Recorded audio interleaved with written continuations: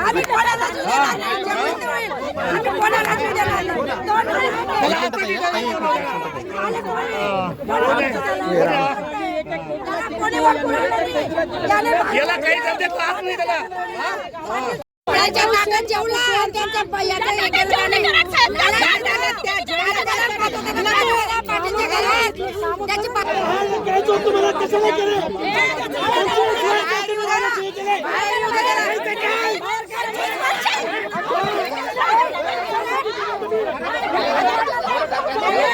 पक्षात काम करू लागलो, 2 महिन्यांनी प्रचार करू लागलो आणि त्या नवीन माणसाला उमेदवारी दिली यांनी. कुठल्या वेळेस दिली यांनी मला उत्तर द्यावं. गेल्या 25 वर्ष सर आम्ही काम केलं रात्रंदिवस.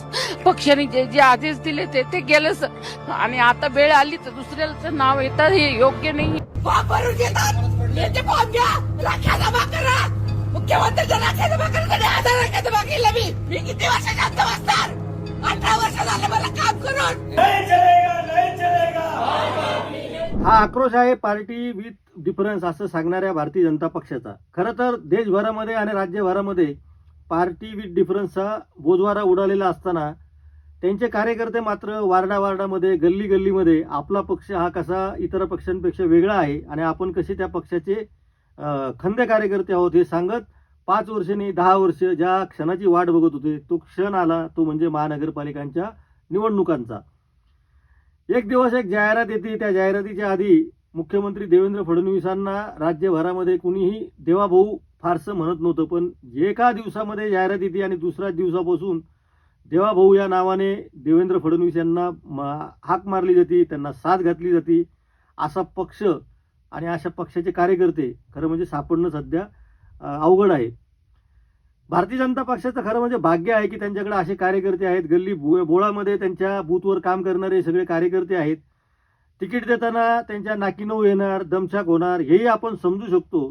पण जेव्हा सौदेबाजी करून फेवर करून सामान्य कार्यकर्त्याच्या जागेवर तिसऱ्या माणसाला तिकीट दिले जातात त्यावेळेस उद्रेक होतो आणि या उद्रेकाला उत्तर जे त्या पक्षाच्या नेत्यांना द्यावं लागतं ते देत नसतील, तोंड लपवून फिरत असतील तर लोक त्यांच्या घरासमोर जातील. उद्या घरासमोर जाऊन त्यांना जाब विचारायला कमी करणार नाहीत. अशी आत्ताची राज्यभरातील परिस्थिती आहे.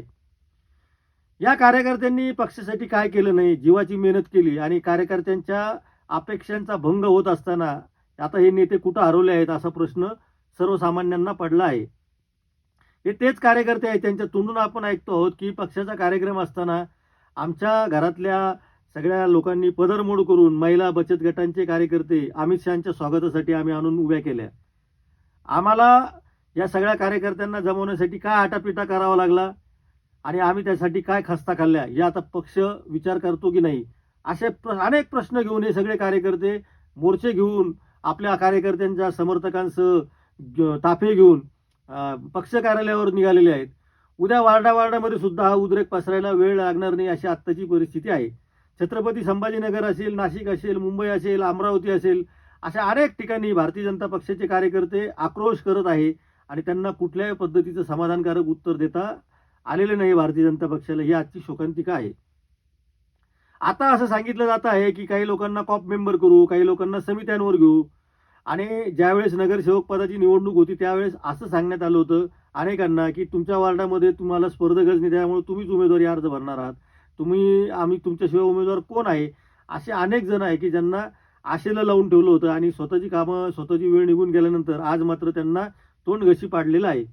अनेक गोष्टी उजेडात येत आहेत की शेवटच्या क्षणापर्यंत उमेदवारी अर्ज भरण्याच्या शेवटच्या क्षणापर्यंत त्यांना सांगण्यात आलेलं आहे की तुम्हाला AB फॉर्म तुमचा तयार झालेला आहे, त्याच्यावर फक्त सह्या करायच्या आहेत आणि तुम्हाला फॉर्म भरायचा आहे. तुम्ही सध्या इकडे येऊ नका पक्षाच्या कार्यालयाकडे, तुम्ही वार्डामध्ये जिथं झोन ऑफिस आहे तिथं तुम्ही जाऊन उभे राहा, तिथं आम्ही तुमचा AB फॉर्म पाठवतो आहे, तुम्ही बाकीची तयारी करा.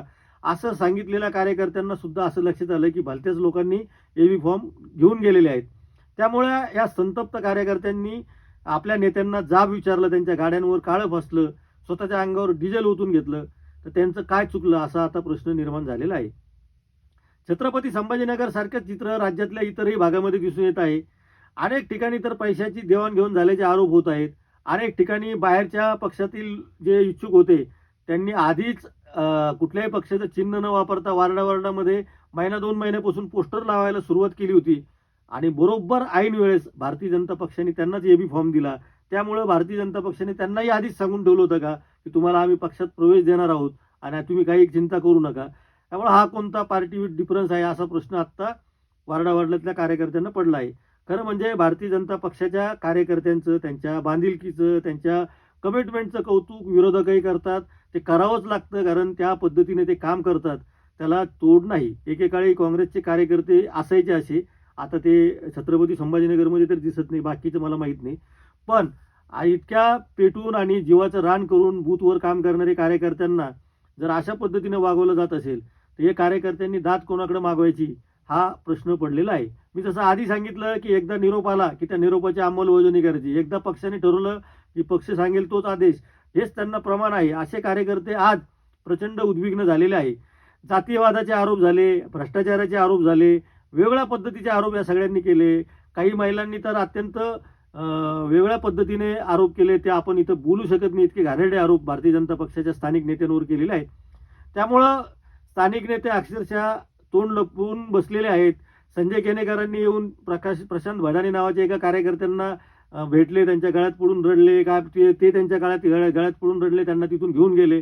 हा एक अपवाद जर सोडला तर बाकी कुणीही भारतीय जनता पक्षाचा प्रमुख नेता कार्यकर्त्यांना भेटायला आला नाही. काही वेळानंतर किशोर शितोळे यांनी काही कार्यकर्त्यांशी संपर्क साधला. पण हे म्हणजे पक्ष आहे का? पक्षाच्या समितीनं, ज्या समितीने ही तिकीटं वाटली त्या समितीला काय धाड भडली होती की आपण आपल्याकडे इच्छुक असलेल्या उमेदवारांना, ज्यांना तिकीटं नाकारलेली आहेत, त्यांना एकदा बोलवून घेऊन त्यांच्याशी संवाद साधावा, त्यांच्या कार्यकर्त्याशी बोलावं. तुमचे तिकीट का कापले गेलेले, हा लपून छपून खेळ भारतीय जनता पक्षाने का केला, हा आजचा आमचा सवाल आहे. आणि हा सवाल फक्त छत्रपती संभाजीनगर पुरताच नाही, तर महाराष्ट्राच्या कानाकोपऱ्यामध्ये भाजपचे कार्यकर्ते अशाच पद्धतीनं दिवसले गेलेले आहेत, नाराज झालेले आहेत. आणि त्यांच्या असं लक्षात आलेलं आहे की आपण जो भारतीय जनता पक्षाचं जे चित्र लोकांना सांगत होतो ते तर वेगळंच आहे आणि आपण पाहिलेला पक्ष हा तर त्यापेक्षा खूप वेगळा आहे. त्यामुळं आत्ता इथून पुढच्या काळामध्ये भारतीय जनता पक्षाच्या तळी उचलणाऱ्या आणि कमळाची पताका घेऊन, अंगा खांद्यावर घेऊन वार्डावार्डामध्ये त्याग करायचा कसा हे आमच्याकडनं शिका, हे सांगणारे कार्यकर्ते आता बुचकळ्यात पडलेले आहेत, गोंधळात पडलेले आहेत. कारण भारतीय जनता पक्षाच्या बहुतांशी नेत्यांना स्वतःच्या कार्यकर्त्यांपेक्षा काँग्रेसमधल्या कार्यकर्त्यांची, राष्ट्रवादी काँग्रेसमधल्या कार्यकर्त्यांची प्रचंड चिंता आहे. ते कसे चांगले आहेत. चंद्रशेखर बावनकुळेंनी तर असं जाहीर विधान केलं की काँग्रेसमध्ये अनेक चांगले कार्यकर्ते आहेत, त्यांच्या पक्षात त्यांना संधी मिळत नाही, त्याच्यामुळं अशा कार्यकर्त्यांचा आपल्याला विचार करावा लागेल. अरे तुमच्या पक्षाच्या कार्यकर्त्यांचा विचार कोणी करायचा? काँग्रेसचे लोक करणार आहेत का अशा परिस्थितीमध्ये?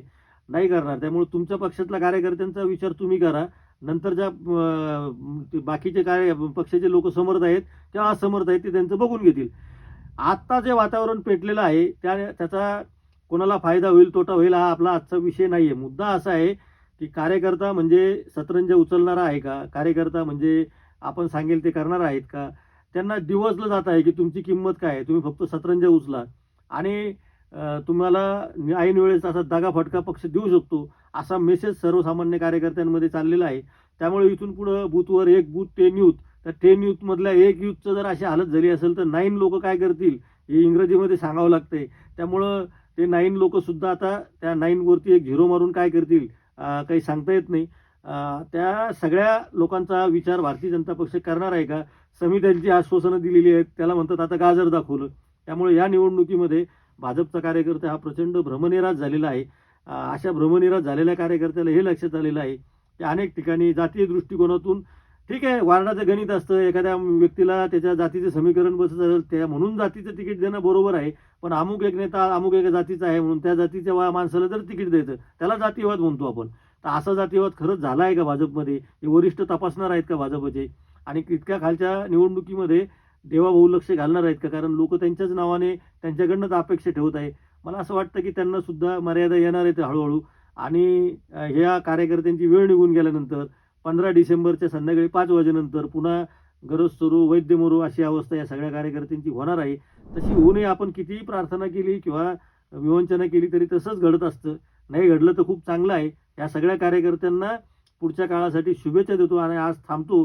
पुढच्या काळातही या भाजपच्या कार्यकर्त्यांच्या बाबतीमध्ये पक्ष काय भूमिका घेतो, कार्यकर्ते काय भूमिका घेतात यावर आपण बोलणार आहोत. आपण चॅनलला खूप चांगला प्रतिसाद देतात, त्यामुळं आपण चॅनल सबस्क्राईब करा, बेल आयकॉनवर क्लिक करा आणि पाहत राहा न्यूज यात्रा. हे आहे आपलं चॅनल.